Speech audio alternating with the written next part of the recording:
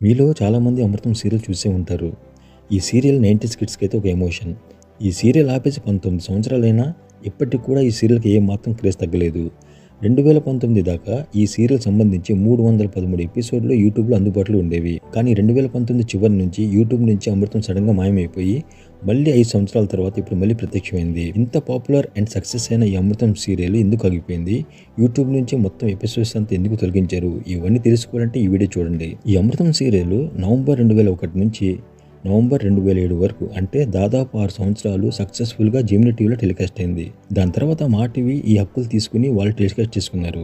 దాని తర్వాత మళ్ళీ జెమినీ టీవీ, దాని తర్వాత మా గోల్డ్, దాని తర్వాత ఈటీవీ ప్లస్, ఇలాగ ఇన్ని ప్రముఖ ఛానళ్ళు రీటెలికాస్ట్ చేసినాయి.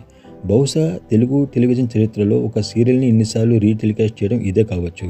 అందుకనే అమృతం సీరియల్ని క్లాసిక్ సీరియల్ అని చెప్పుకుంటారు. మరి అంత హై టీఆర్పీ వచ్చే సీరియల్ని ఎందుకు ఆపేశారని ఈ సీరియల్ నిర్మాత గంగరాజు గారిని అడిగితే ఆయన ఏం చెప్పారంటే, ఈ సీరియల్ సంబంధించి 313 ఎపిసోడ్లు సక్సెస్ఫుల్గా కంప్లీట్ చేశాం, ఇంకా స్టఫ్ లేక ఆపేశాం.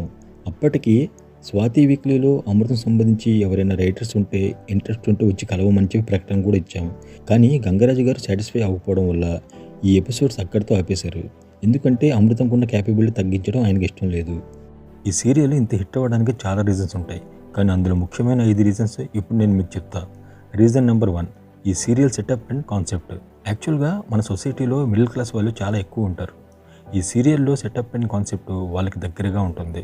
ఇందులో క్యారెక్టర్స్, వాళ్ళ బిహేవియరు, వాళ్ళు ఉంటున్న సిచ్యువేషన్స్, వాళ్ళు ఫేస్ చేసే ప్రాబ్లమ్స్ మధ్యతరగతికి బాగా రిలేట్ అవ్వడం వల్ల ఈ సీరియల్ని వాళ్ళు ఓన్ చేసుకున్నారు. రీజన్ నెంబర్ 2, సిచ్యువేషన్ నుంచి వచ్చే ఆర్గానిక్ కామెడీ. ఒక మూవీ అయినా ఒక సీరియల్ అయినా ఒక సీన్లో కామెడీ పండాలంటే ఆ సిచ్యువేషన్ నుంచి ఆ కామెడీ ఆర్గానిక్గా రావాలి. అప్పుడే కదా మనం ఆ కామెడీ ఎంజాయ్ చేయగలం. ఈ సీరియల్లో కూడా కామెడీ అలాగే ఆర్గానిక్గా వస్తుంది, ఎక్కడ కూడా ఆర్టిఫిషియల్గా యాడ్ చేసినట్టు ఉండదు. రీజన్ నెంబర్ 3, కరెంట్ ఇష్యూస్ని బేస్ చేసుకుని ఎపిసోడ్లు పెట్టడం. ఎగ్జాంపుల్, మన డైలీ లైఫ్లో ఎన్నో కాంట్రవర్సీస్, ఎన్నో ఇష్యూస్, ఎన్నో పాపులర్ థింగ్స్ మనం చూస్తూ ఉంటాం. అలాంటి పాయింట్ తీసుకెళ్ళి వాళ్ళు ఎపిసోడ్లో పెట్టేవారు. ఆల్రెడీ అవన్నీ మనకు తెలిసి వచ్చినప్పుడు అవే పాయింట్స్ ఎపిసోడ్లో పెట్టినప్పుడు జనాలు ఖచ్చితంగా దానికి కనెక్ట్ అవుతారు.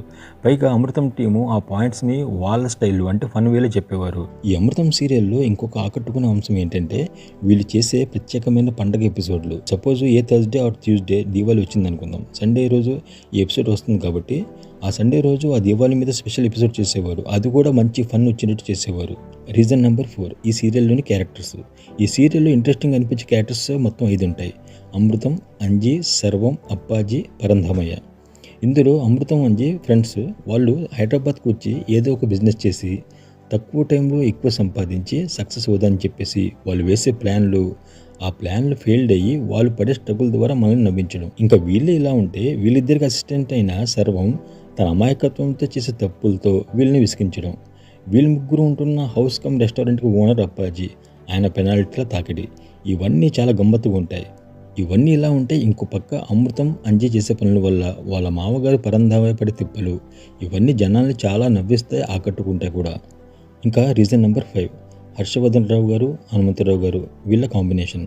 యాక్చువల్గా అమృతం స్టార్ట్ అయ్యేటప్పుడు అమృతం రోల్ని శివాజీ రాజా గారు, తర్వాత నరేష్ గారు చేశారు.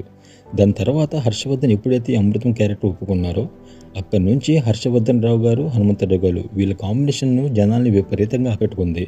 వీళ్ళిద్దరి కాంబినేషన్లో వచ్చిన ప్రతి ఎపిసోడ్ చాలా పెద్ద హైలైట్ అయింది.